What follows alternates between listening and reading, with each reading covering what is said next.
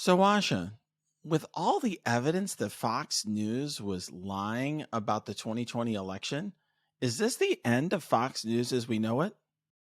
Hmm, it's complicated. I'm Asha Rangappa. I teach national security law at Yale University. I'm a former FBI special agent and a legal and national security analyst. And I'm Renato Mariotti. I'm a former federal prosecutor, a practicing lawyer, and a legal analyst. And we're here to help you understand topics that can't be boiled down to a soundbite or a tweet. Oh boy.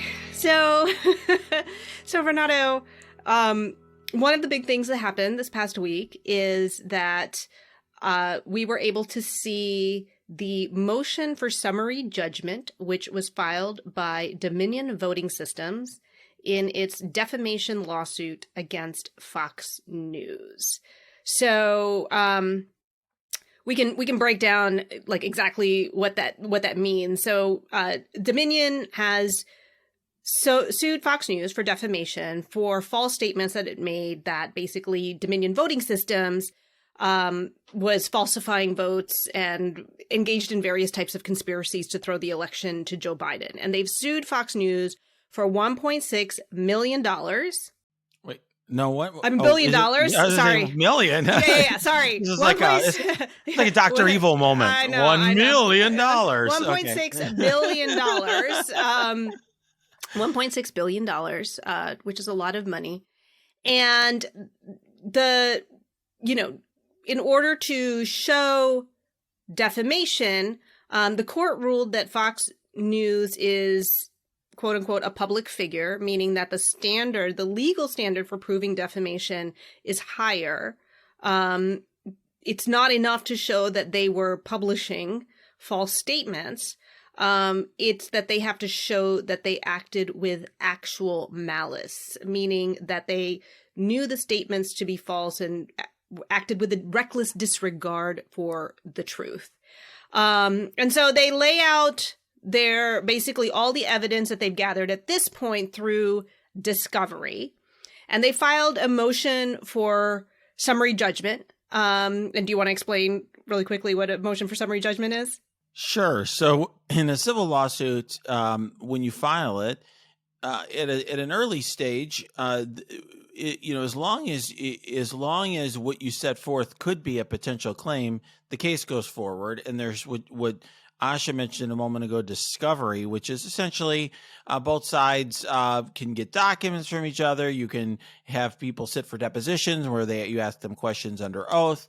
And then you get to a point in the lawsuit, in a civil lawsuit, where you can move, as Josh said, for summary judgment, which essentially means that you can put all the facts that you have in front of the judge. You put some of the transcripts from the depositions, you put the documents, pieces, and your greatest hits from all the documents together, and you basically tell the judge the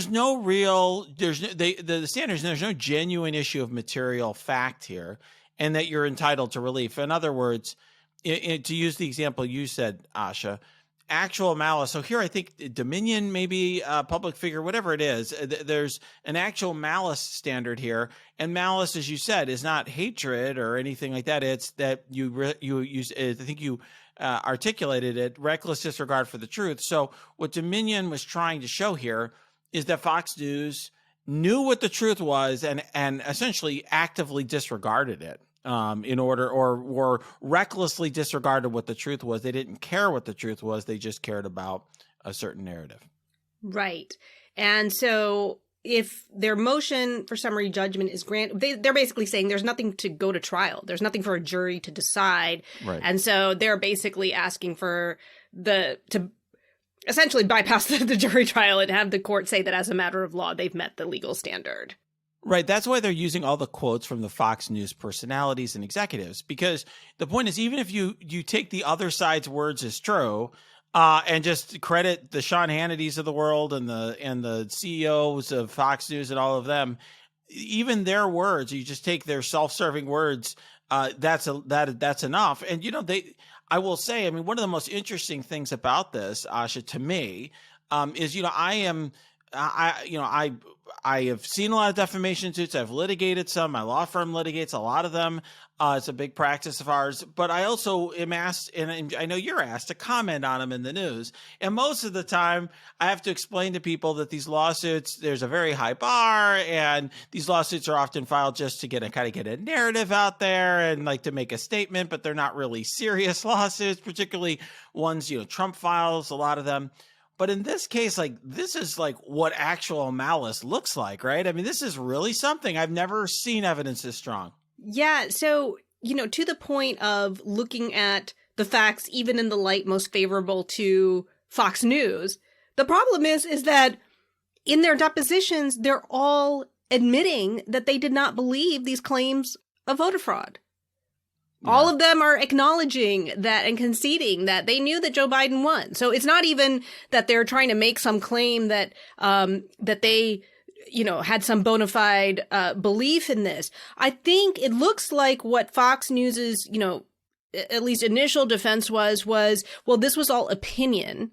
And I think the court had rejected that claim very early on, that this was not something that they were presenting as opinion. They were presenting it as fact. They were presenting it as incontrovertible evidence, as news, with the intention for their audience to believe it. Not, hey, this is my opinion. There, you can check somebody else's opinion and come to your own conclusion.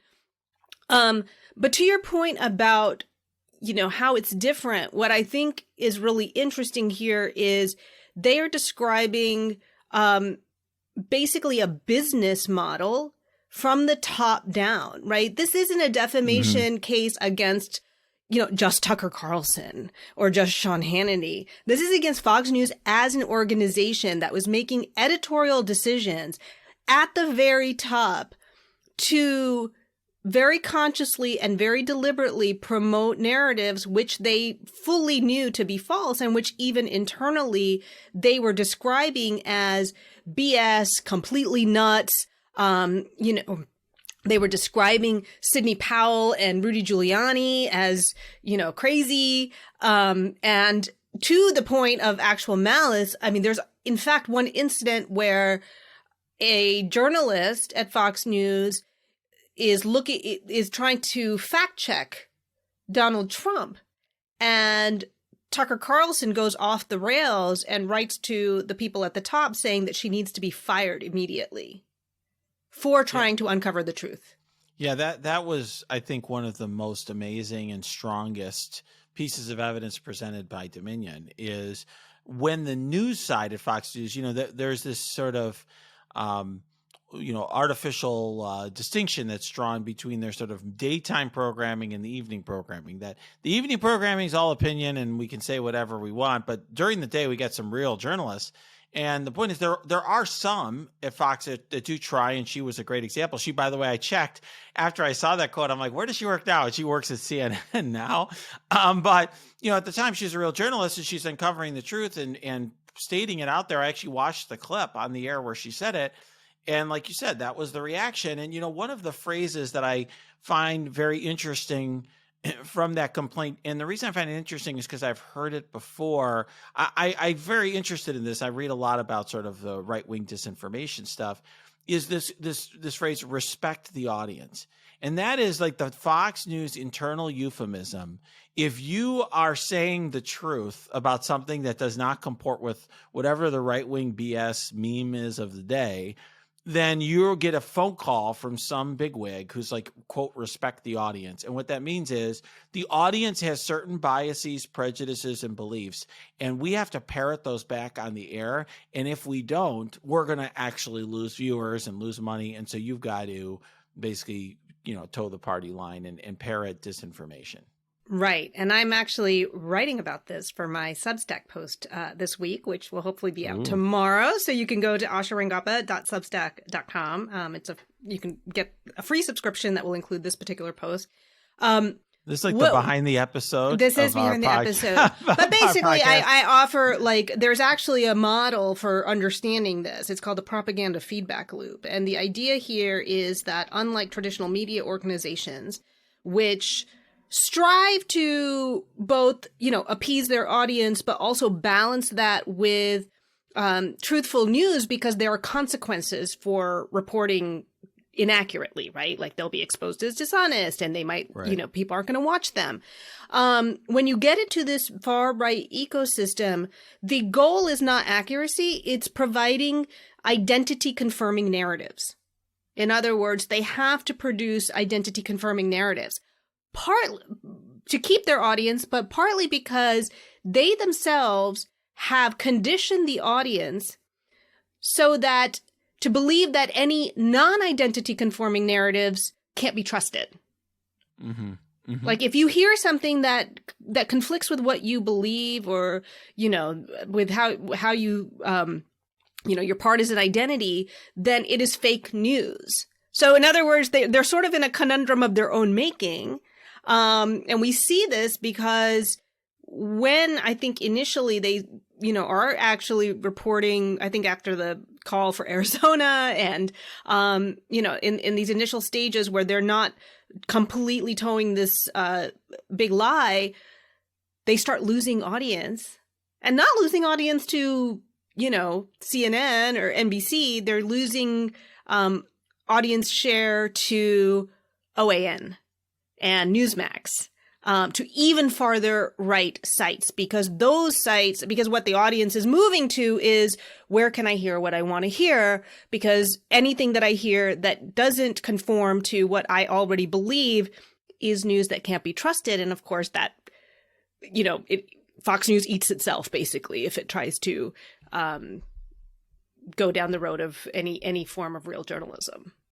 Yeah, I remember during that time that Trump was tweeting for people. He was criticizing Fox News and tweeting for his followers to look at these alternatives, right? And it's because they were giving kind of an unflinching, reflexive, affirmation of that narrative. It's interesting because there were, of course, lawsuits threatened there as well. I'm sure you also remember that. I'm sure you see the clips of these Newsmax anchors shutting down people who are saying lies about Dominion on the air, because Dominion had, I think, a very strong claim against Newsmax and OAN as well, and was going after them legitimately. And I think it's interesting because this seems to me like one of the rare areas where you can see very like the public can see very distinctly and succinctly how law can matter.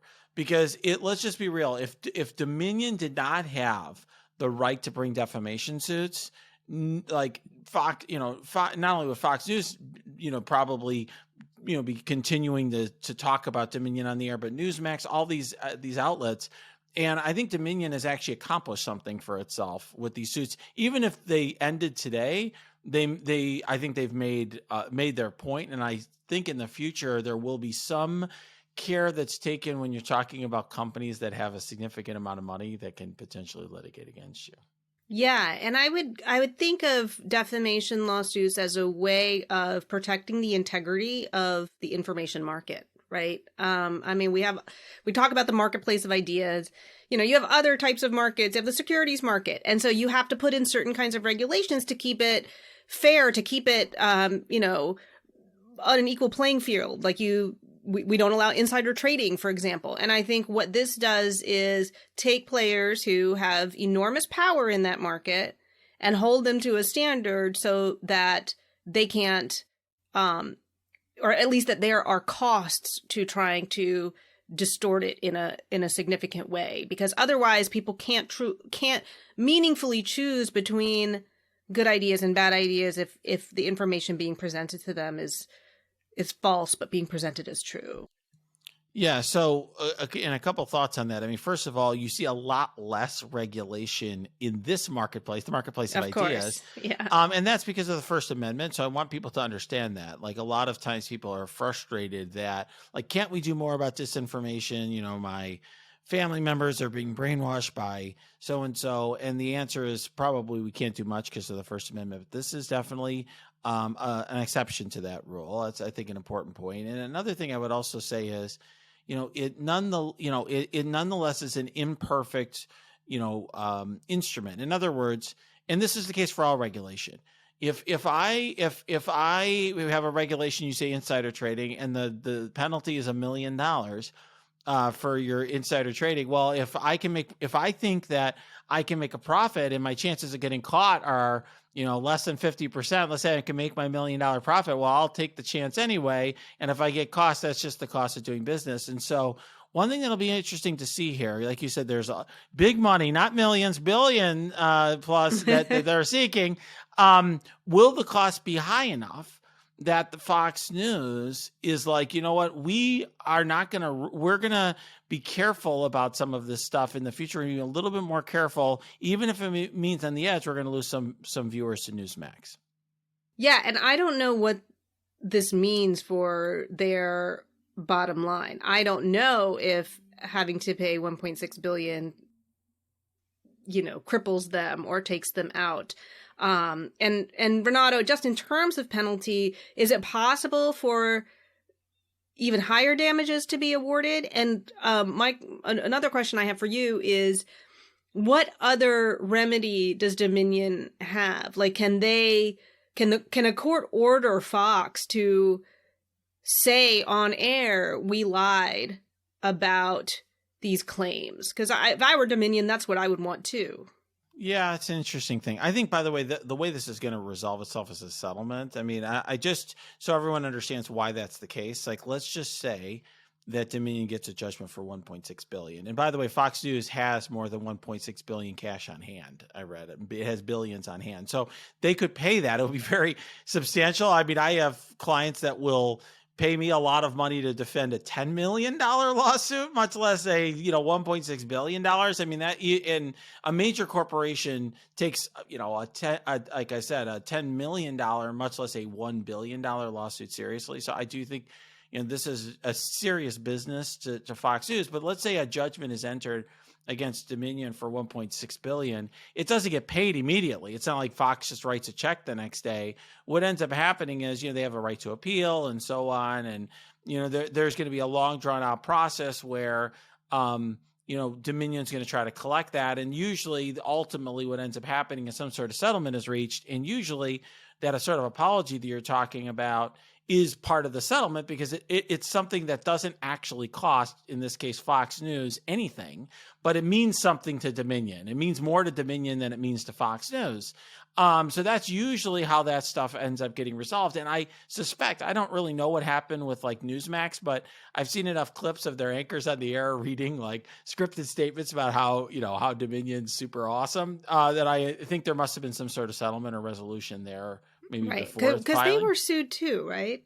Yeah, I think so, but they don't have billions in the bank, so they decided not to fight it. I think Fox News made a decision, and it's often a smart decision for a company like, hey, let's try to grind this out, and we might do better. I mean, one thing that Fox News has to think about too is, for them, this is not just like a one-time thing. In other words, if they pay a lot of money to, let's say Dominion sues and they just pay them, well then, who's going to sue next? Like, is Ilhan Omar going to sue? Like, all these people that they use as like tropes on Fox News all the time, like, are they all going to be suing? Eric Swalwell, is he going to sue next? So, ultimately, I think they want to make a statement that, like, you better have a lot of money. I mean, Dominion is a for-profit enterprise, and presumably they had the money to do this, but not everyone would.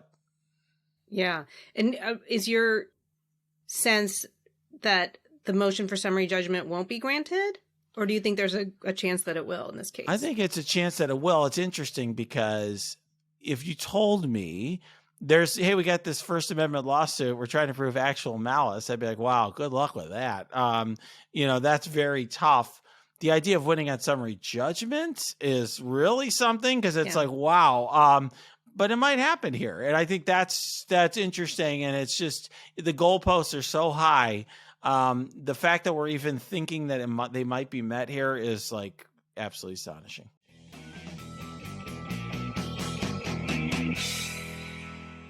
There was just a report released from the special grand jury that was convened by District Attorney Fani Willis in Fulton County.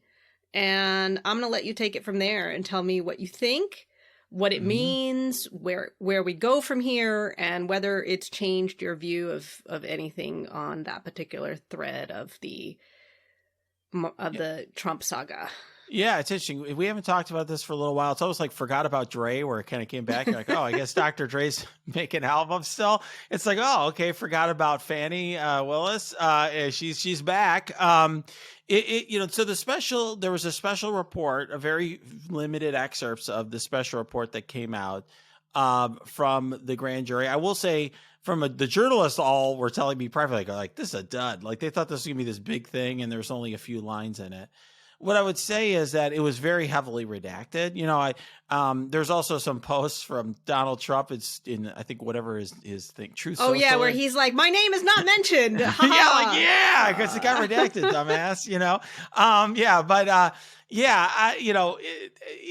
A lot of things got redacted there. The reason why, just so everyone knows, is that, if, for example, we're preparing to indict Asha Rangappa and we mention this in our document, while potentially I'm poisoning the jury pool.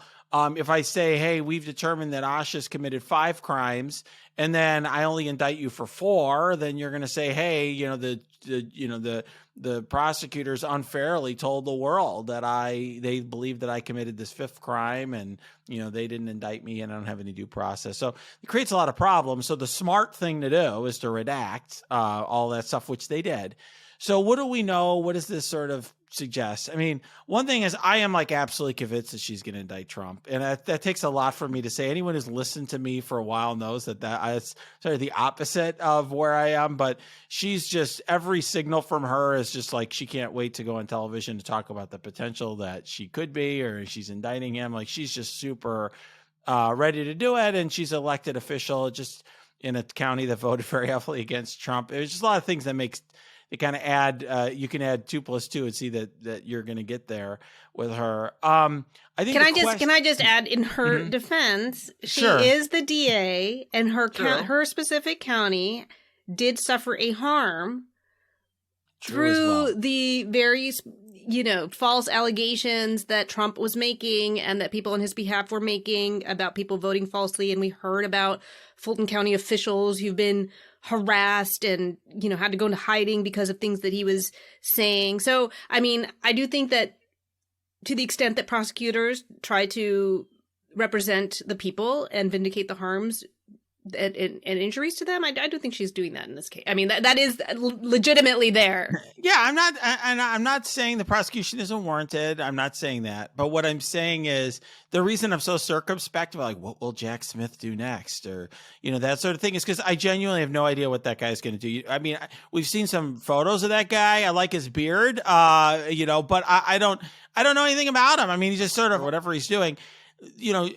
She wears her heart on her sleeve. So we can kind of read between the lines with her in a way that we can't with these people who aren't. And I that's not my style. It's not what I would do if I was in her shoes. Even though I'm not afraid to talk publicly or talk on television, I wouldn't do that if I had that job, but it is what it is. So I do feel confident that that's going to happen. And so I just viewed this as sort of an interesting preview. And I think, a couple thoughts on it. I'll just say, I mean, one is, there's this line that people have focused on where the grand jury believes some people lied to them. One thing I will just say is, it's probably the take that I would have of there is probably the opposite of what you would think. In other words, there's been all this speculation that because of that one sentence, that they're going to indict person A, B, C, or D. Like, oh, is Rudy Giuliani going to be indicted for perjury? And I actually think it's the opposite. I think that statement suggests to me that no one's going to be indicted for that stuff. In other words, if somebody was going to be indicted for lying to the grand jury, there would be a section that would have been redacted that says Rudy Giuliani lied when he said ABC, and actually we have, complete and, we have proof beyond a reasonable doubt that, that was false and he knew it was false. They didn't say that here. It's basically, there's just a statement, a majority, not unanimous, a majority of the grand jury believed, in other words, they don't know, but they believe, they think, they've concluded that that some of the witnesses lied, and it's just vague. So I don't think that anything's going to happen there. And then there's this statement that, they concluded that there was no widespread fraud. that influenced would have overturned the election in Georgia, which is no surprise to anybody who's been paying attention, unless you've been watching a lot of Fox News.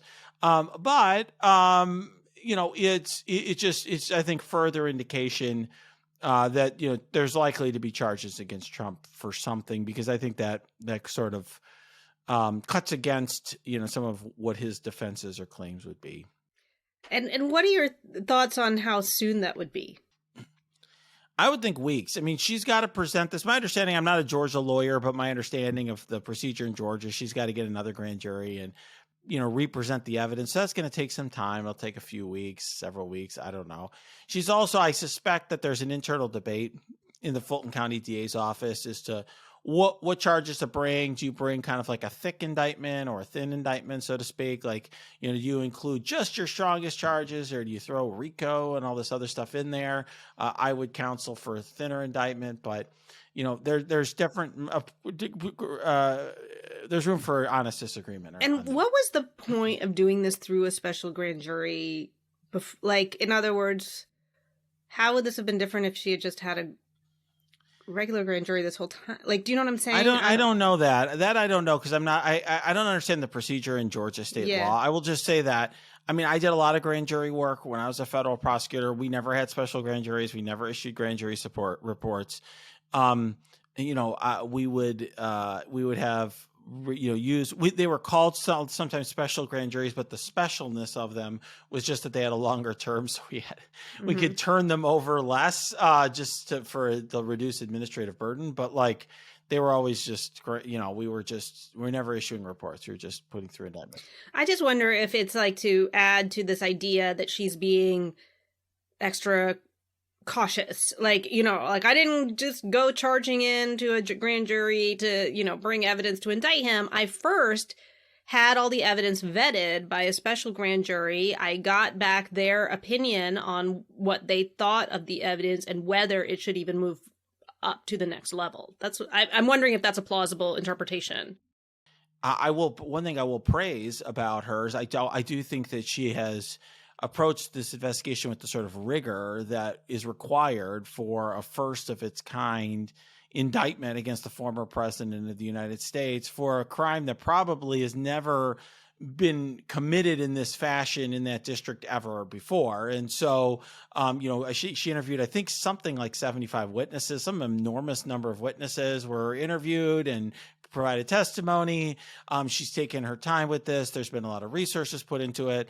It's apparent that she's been, she's been consulting with some smart people. And while I joked because that's part of, it's part of the fun of our podcast about, her making statements. She's, I think, been careful not to say anything specifically that would create problems. And the redaction of the grand jury report, I think, is evidence of that. I mean, I think that was the right and the savvy approach. She's not doing anything that I think will undermine the prosecution. So I do think if I was in Trump's shoes, I mean, I don't know if he's getting bad advice or what, but I wouldn't be tweeting like there's nothing about. I'd be shocked if he's getting bad advice. Yeah, right. But I don't think that my reaction to this wouldn't be, oh, I'm not going to be mentioned, I'm not going to be charged. I'd be like, okay, I'm going to be charged, and I'd rather be charged by her than by the DOJ. But it's still going to be a real problem. Like, getting charged with a felony is a real problem, no matter where that is from.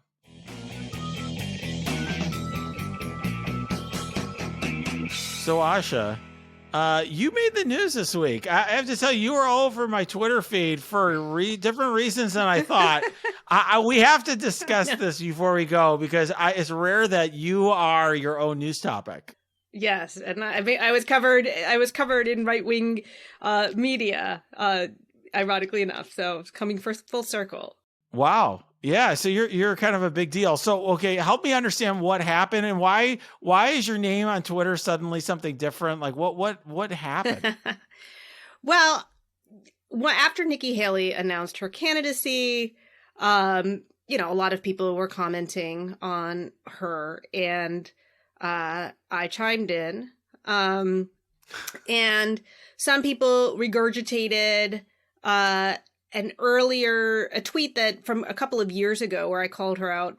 This was when she said there's no racism in America, and or America is not a racist country. And I had tweeted to her, "Oh, is that why you go by Nikki instead of your first name?"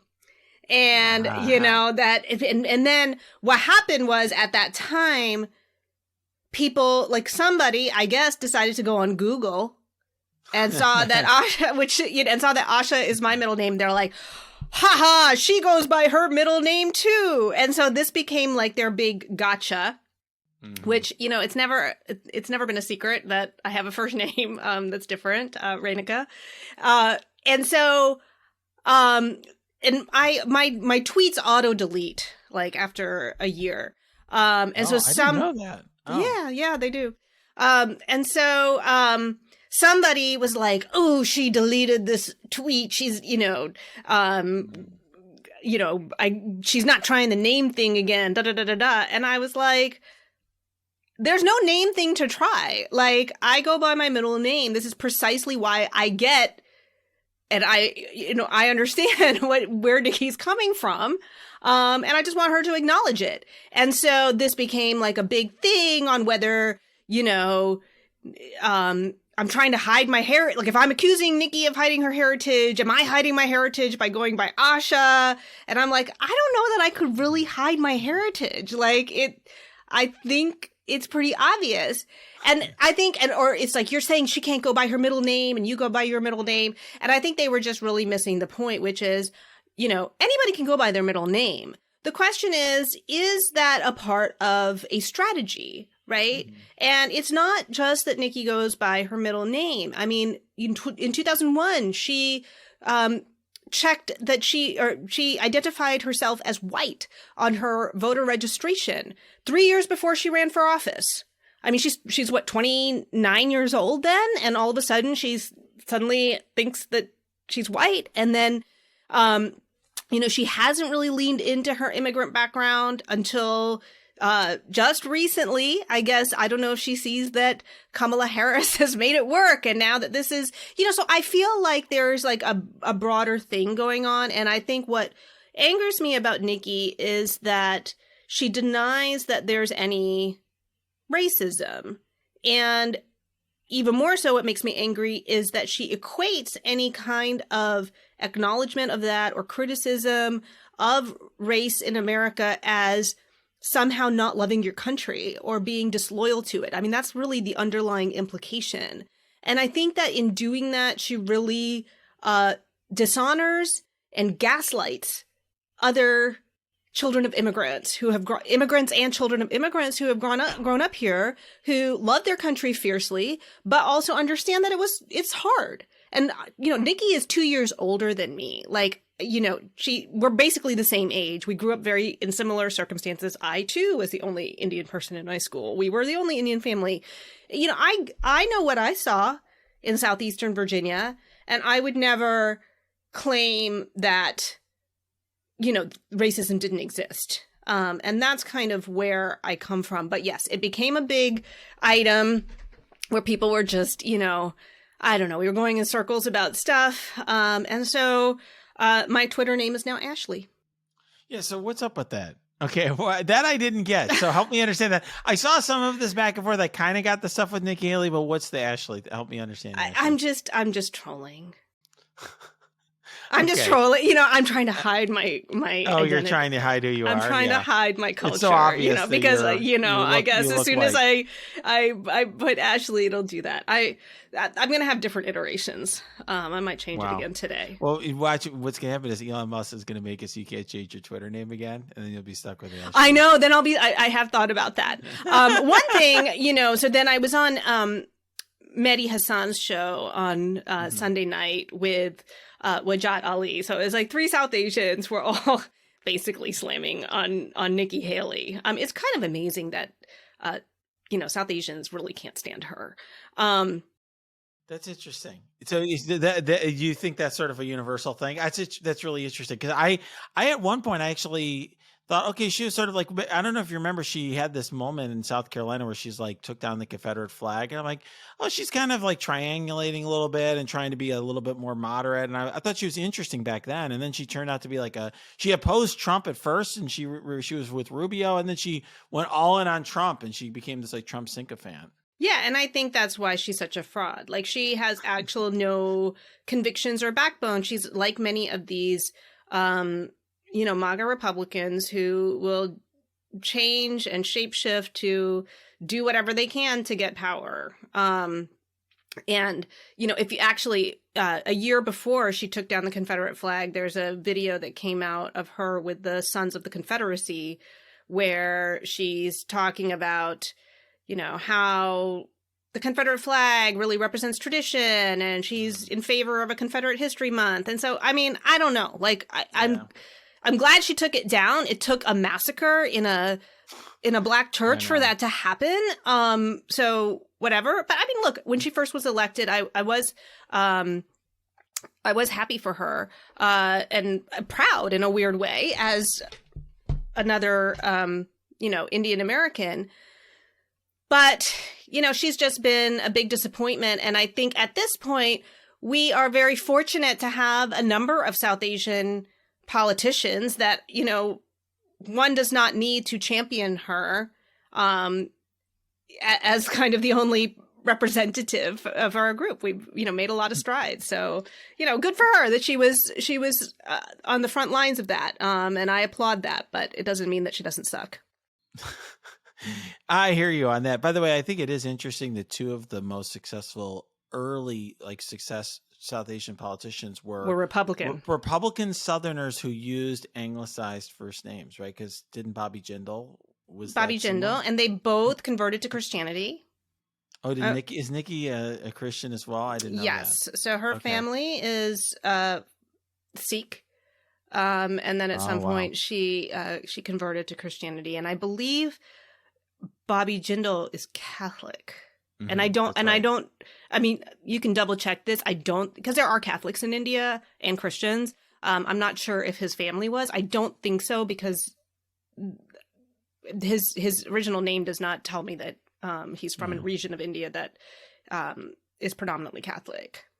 Yeah. But yes. And so, I don't know. It's Bobby, his first name is Piyush. But look, I get it. We all had to cope, man. I mean, it was hard being Indian in the 80s and, 90s. It's just nice when the people who have succeeded and overcome that can acknowledge that, it was hard. And, it was easier than maybe some other groups, but it was also different and hard compared to, your average, American who's been here for generations. Absolutely. Wow. Well, maybe you'll be in the A block of a future episode. This was interesting. To me, the most interesting part of it was that you got sucked into it. It took up my whole day on Thursday. Amazing.